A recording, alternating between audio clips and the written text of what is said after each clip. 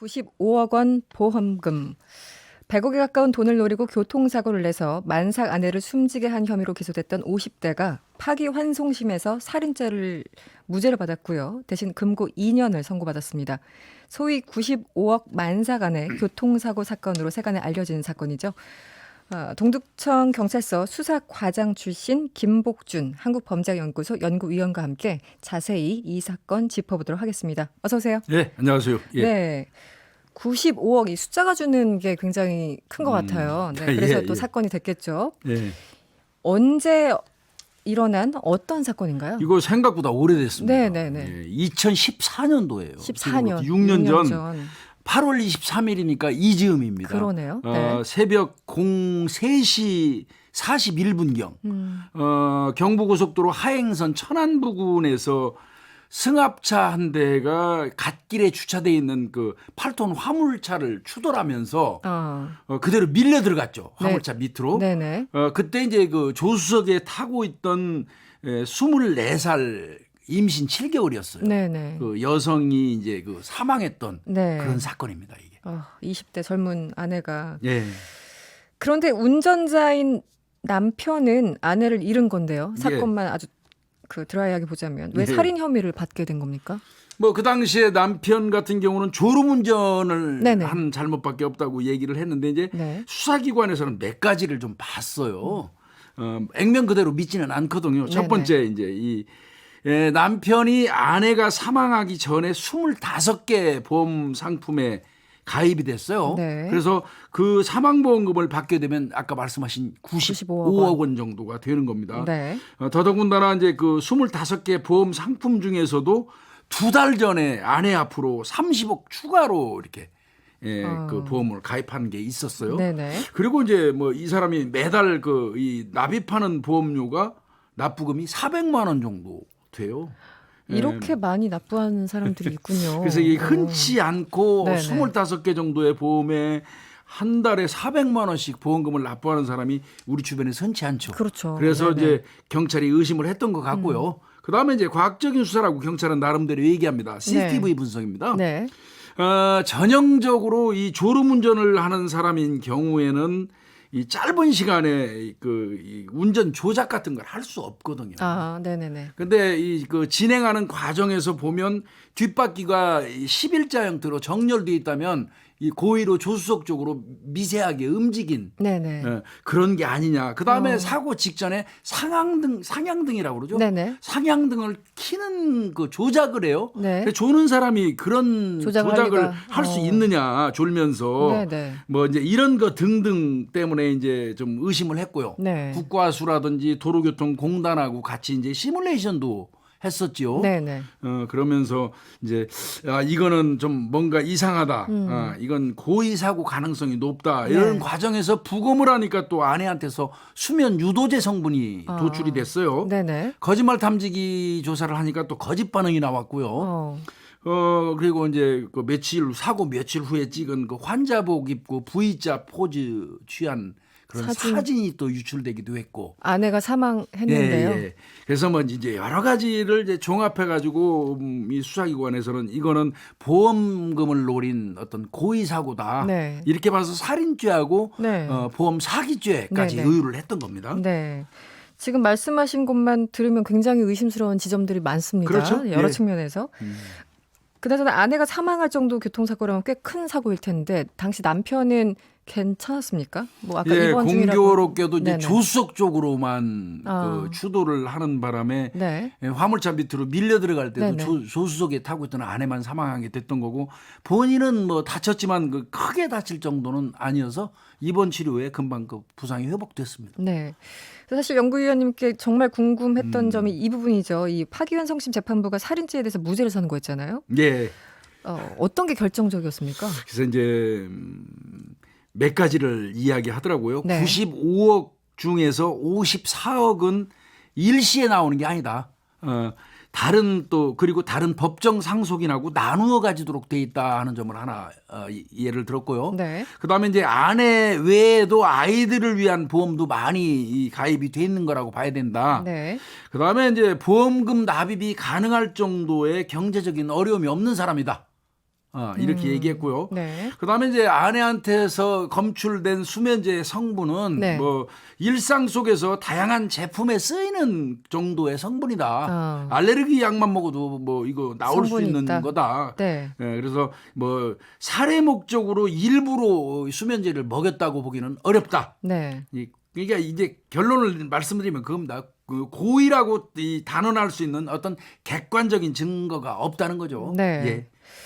대법원에서도 살인 동기가 명확하지 않다면서 사실 이제 사건을 돌려보낸 예, 거잖아요. 대전 고법이었습니까? 근데 이 지금 말씀하신 것처럼 범행 동기가 가장 중요한 거겠네요. 뭔가 판단을 할 때. 적어도 모든 범죄는 뭐 이 범행의 동기가 필요하겠지만요. 네네네.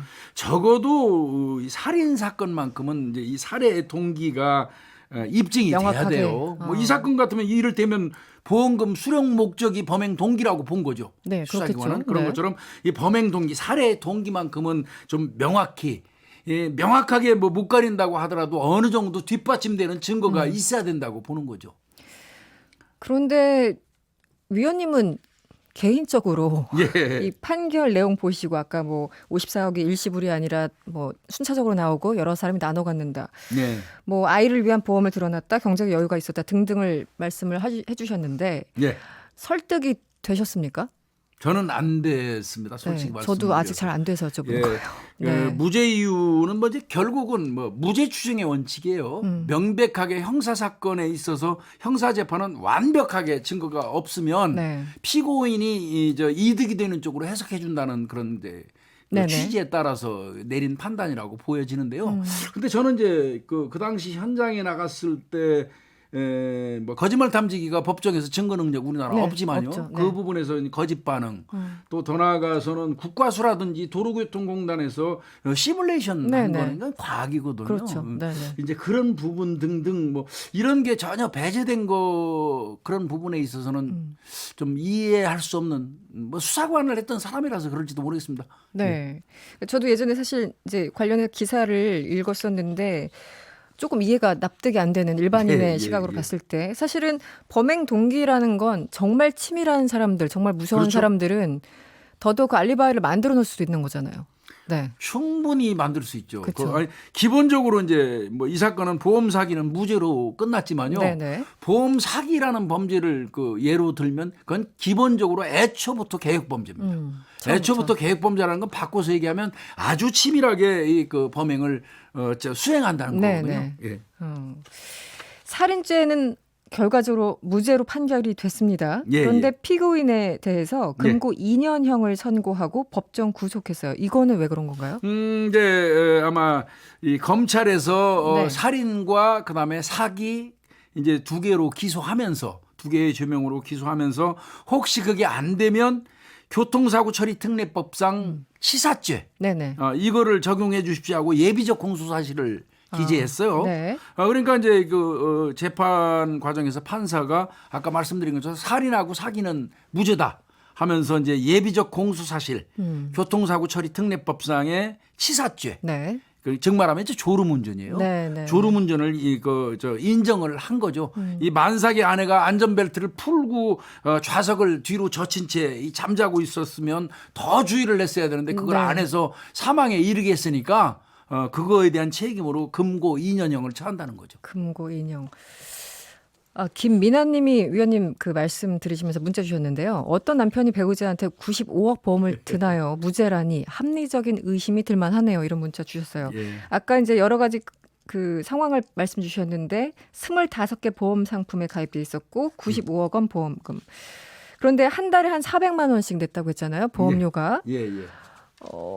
매우 일반적이지 않은데 도대체 수입이 얼마나 많으면 이렇게 낼 수 있나요? 일단은 네. 이분은 생활용품점을 운영한다고 그래요. 네. 그런데 본인 그 뭐 한 900에서 1000만 원 정도 일정 수익이 있고 뭐 부수입이라는 게 있다고 그러는데 부수입이 뭔지는 모르겠습니다. 부수입까지 포함하면 월 한 1,600만 원 정도의 수입이 있다. 네. 이렇게 이제 그 이야기를 하고 있고 그러면 재판관 입장에서 볼 때는 1,600만 원을 버는 사람이 400만 원 정도의 보험금은 납입할 수 있다. 이렇게 판단한 거거든요. 4분의 1인 4분의 1. 흔치는 않은 일이지만 네. 또 논리적으로 가능하다. 논리적으로 가능하다는 거죠. 있을 수 있는 일이라는 거죠. 예. 그렇군요. 네. 만약에 살인 혐의로 형사처벌을 받았다면 예. 이 보험금 지급은 거부되는 거죠? 어떤가요? 좀 그건 다릅니까? 뭐 아주 정확히 보험회사에서 네네. 줄 리가 없죠. 그거는 그렇죠. 절대 지급이 네. 안 될 겁니다. 예. 그러면은 앞으로 이 사람은 어떻게 되는 건가요? 보험금을 다 받는 건가요? 근데 재항고 절차가 남았어요. 아직 남았군요. 이제 네네. 검찰에서 재항고할 수 있거든요. 그게 이제 그 결과를 좀 봐야 될 것 같은데. 네. 그런데 이제 이 보험금 받을 수 있냐 없냐 이제 뭐 지금 벌써부터 얘기가 나오더라고요. 네네.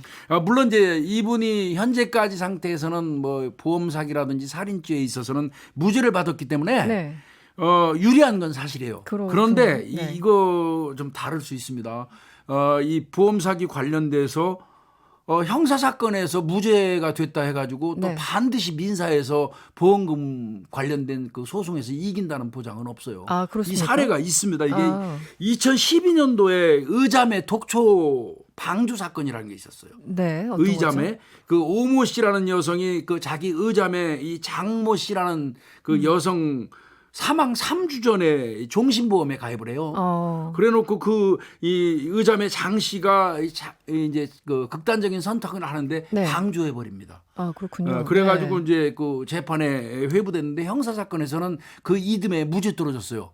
그런데 그 이제 보험에서는요. 네네. 보험에서는 이건 보험금 취득 목적이 맞다 해가지고 민사법정에서는 네. 3주 전에 가입한 그 보험은 무효다 해가지고 보험금 못한 그런 사례가 있습니다. 있군요. 예. 그러면 이번도 민사소송은 굉장히 치열하게 전개가 될 상황이겠네요. 그렇게 네네. 될 것 같습니다. 일단 뭐 재항고를 할지 여부는 모르겠지만 재항고가 진행이 되지 않는다면 이제 민사가 아마 시작될 거예요. 어차피 네. 이 남편이 1심에서 무죄 받자마자 보험금 청구 소송 제기했었거든요. 그게 이어지고 있는 겁니다. 네. 예. 위원님은 현직에서 뭐 워낙 오래 계셨으니까 사실 이런 그러니까 이번에 어쨌든 무죄를 예. 받았지만 예. 일반적으로 보험금을 노린 사고 굉장히 많잖아요. 저희들도 언론을 통해서 많이 보고. 그럼요. 예. 어떤 유형들이 좀 많습니까? 그 이제 뭐 가장 많은 보험 사기는 뭐 고의 교통사고죠. 교통사고. 교통사고 네네네. 관련해서 가장 많고요.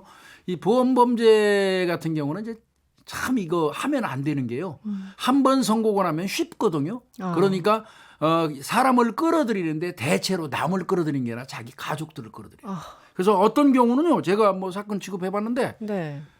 뭐 어머니, 아버지, 뭐 오빠, 동생, 누나 할 것 없이 일가족 전체가 한꺼번에 처벌받는 그런 사례도 상당히 많았었어요. 그러니까 서로 역할 롤을 정하고. 예, 그렇죠. 네, 그런 거죠. 그렇습니다. 가족들이. 예.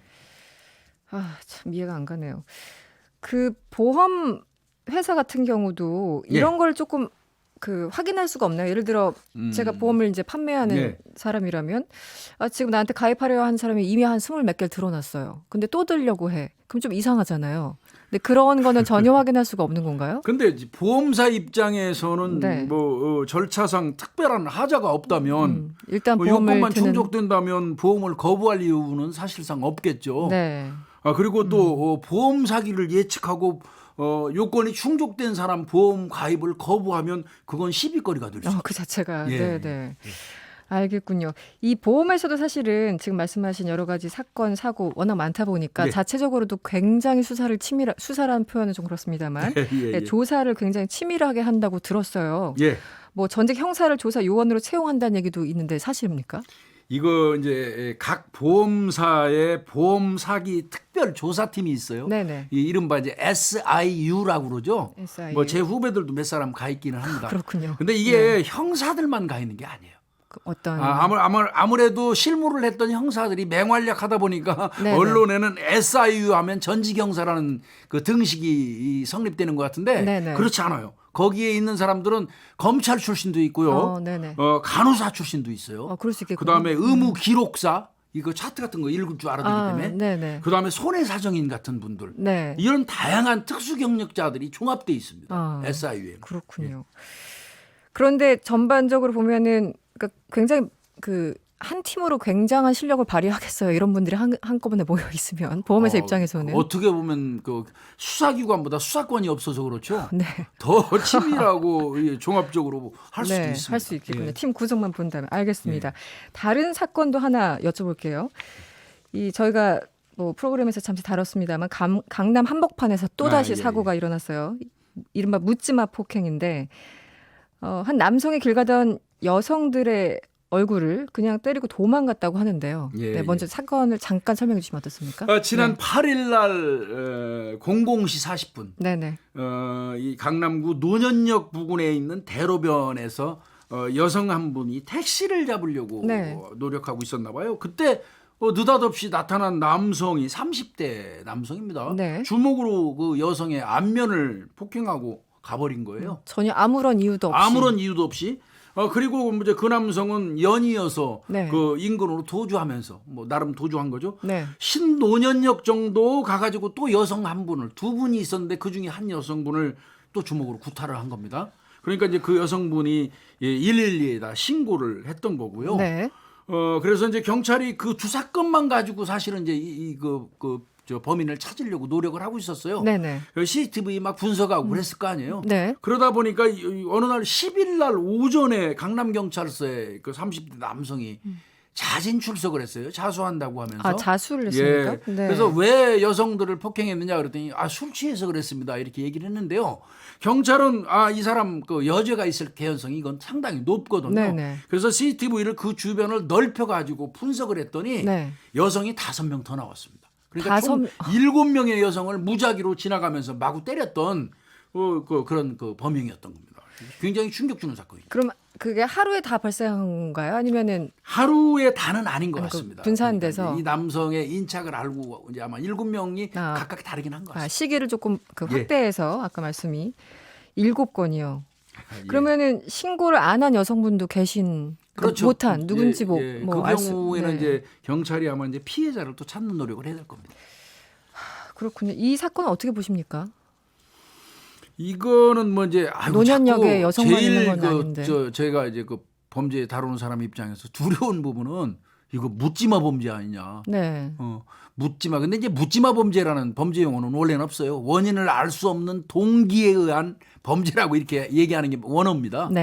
그 묻지마 이제 뭐 저는 묻지마라고 하겠습니다. 묻지마 같은 경우가 이제 두려운 거는요. 우리가 예측할 수 없는 시간 장소에서 무작위로 공격당한다는 거거든요. 대비가 안 되잖아요. 그래서 무서운 건데 이 경우는 지금 이 사람 조사 더 해봐야 알겠지만 과연 이게 묻지마 범죄인지 이제 그게 좀 걱정이 되고요. 특히나 이 사람이 사회적 약자, 이를테면 장애인, 노인, 어린이, 여성 뭐 이런 사람들만 집중적으로 타겟팅했다는 거 이 자체만으로도 굉장히 두려움을 주는 거죠. 근데 이제 제가 두려워하는 거, 경계하는 건 하나 있습니다. 이런 사건이 터지면 우리 사회에서 무작정 여염 때문에 그랬다. 혐오 범죄. 이거는 굉장히 조심스럽게 접근해야 될 문제거든요. 그런 부분이 좀 없지 않아 있습니다. 여성만 골라서 더군다나 지금 확인된 것만 7명인데 여성 혐오 아닌가요?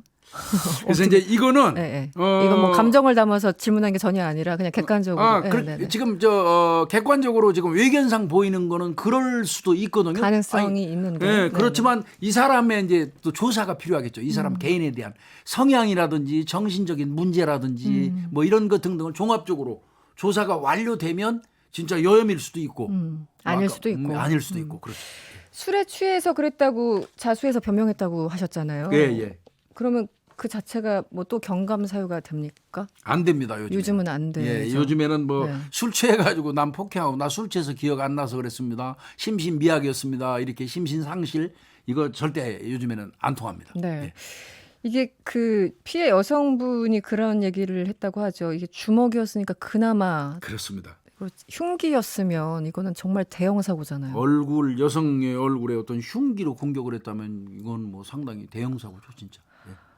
다시 한번 끔찍한 얘기입니다. 끔찍한 얘기입니다. 알겠습니다. 그 김복준 위원님과도 정말 아쉽지만 오늘로 인사를 드리게 됐습니다. 그동안 좋은 방송 해주셔가지고요.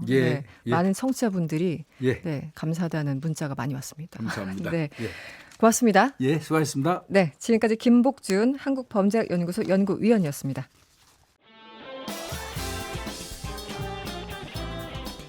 여러분의 퇴근길을 꽉 채워드립니다. 평일 저녁 6시 5분 이승원의 세계는 그리고 우리는